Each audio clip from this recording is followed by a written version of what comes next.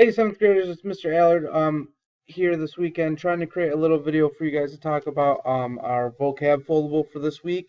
Basically, what I'm going to be talking about is kind of just going over what the definitions of the words are, how it's going to relate to what we're going to be learning about this week is a little bit of a preview activity, and then finally maybe discuss, looking for some of those opportunities with some two-word sentences, three-word sentences, four-word sentences. How do these relate back to some of the other vocabularies that we do? If this is helpful, let me know. If it's not helpful, let me know. If there's ways that we can make it more helpful, let me know about that as well, because I would really like to have this kind of be a regular part of our curriculum. If you go and watch the video, I'll give you, there'll be 5 questions throughout the video. I will give you some extra credit points to start off the quarter 3 the right way. All right, here we go. Let's take a look at the vocabulary here. Make sure I'm kind of out of the way. Don't know why that's like that. All right, our first vocabulary word is militia, and obviously if you scroll down, the big first one of that is the pronunciation, militia. How I remember is it looks like a word that should be pretty familiar to many of us. It looks like the word to me, military. All right, and the militia, if we go down to the definition, kind of in the way here, let me move up over here, is a small army made up of ordinary citizens who are trained to fight in an emergency. Basically, where this stems from is the way the colonies were set up. They weren't very united, so there wasn't a army of the colonies, at least not yet. It was very, very hard to communicate in a quick manner. So let's say if, during the French and Indian War, if there was an attack on a fort or a village, or probably not a fort, but like maybe a local village or something like that, they may call up the militia to help defend the town. And these were small groups, maybe a couple hundred at most. When we talk about the first battles of the American Revolution, the militia is going to be the people who are fighting the British. The battles of Lexington Concord. At the first battles, the Battle of Lexington, there's only about 60 guys that show up because that's who could show up at that time. When we move on to the Battle of Concord a little bit later, you're going to have more than 250 people show up. But the big thing to know is these people aren't trained.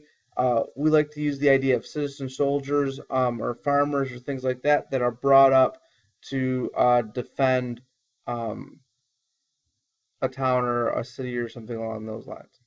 All right, let's look at the word tyranny, okay? This is going to be a big one again from pronunciation purposes. All right, it's going to be tyranny. Okay, so we go to our definition. It's an unjust use of government power. Now, you can't say somebody is a tyranny, okay? You can't say the king and the parliament were tyranny against the colonists. That doesn't make any sense. You would say either the king was viewed as a tyrant or the parliament was acting like a tyrant. All right, a tyrant is going to be a ruler who abuses that power, okay? Or a ruler may be acting tyrannical. So you maybe say the colonists believed the parliament was acting tyrannical when it gave them taxes without representation or something like that.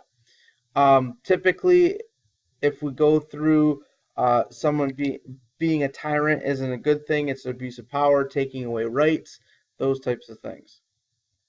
All right. Repeal.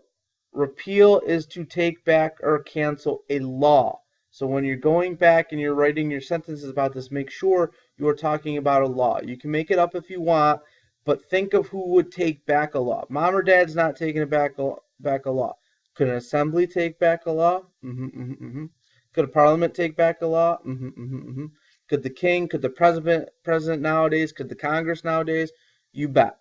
All right, but make sure you're being specific about who's taking it back. Don't just say the law was repealed. Boycott. All right, let's scroll down.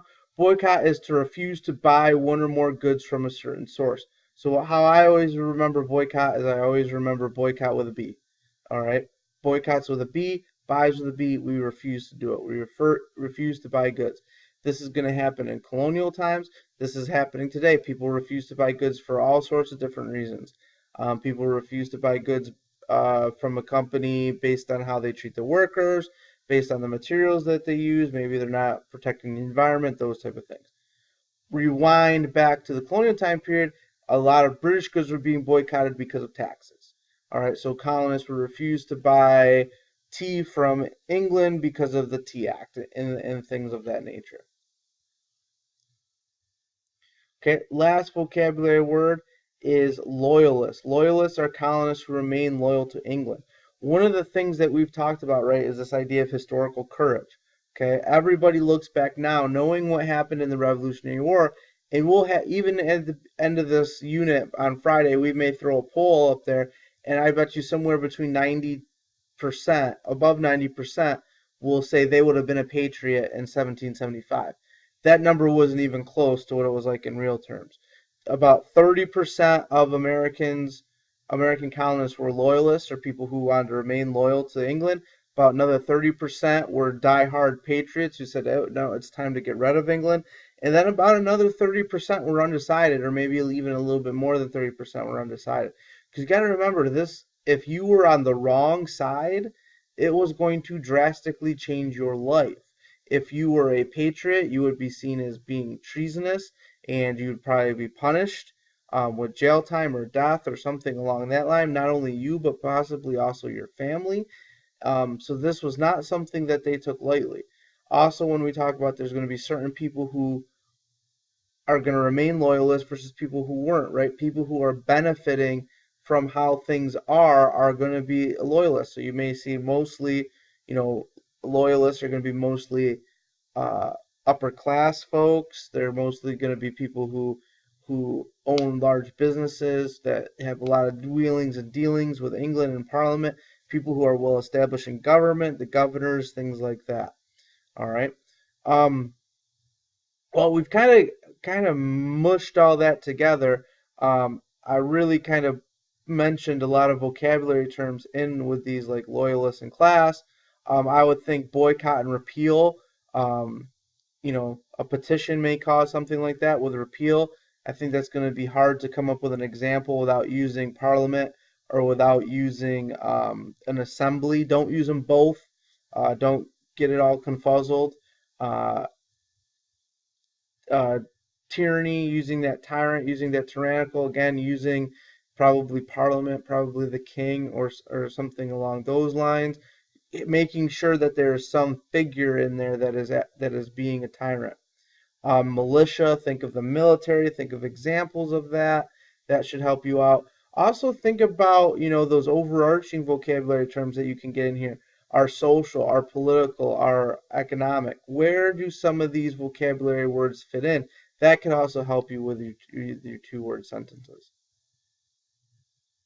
All right, I think that's going to about do it for this short installment of Vocabulary Foldable. Remember, the Vocab Foldable itself is due on Friday. You turn it any day in before that. I will correct it, and we can get corrections back to you so you can get a 10 out of 10 on this. If you have any questions, hit me up on Schoology. See you later.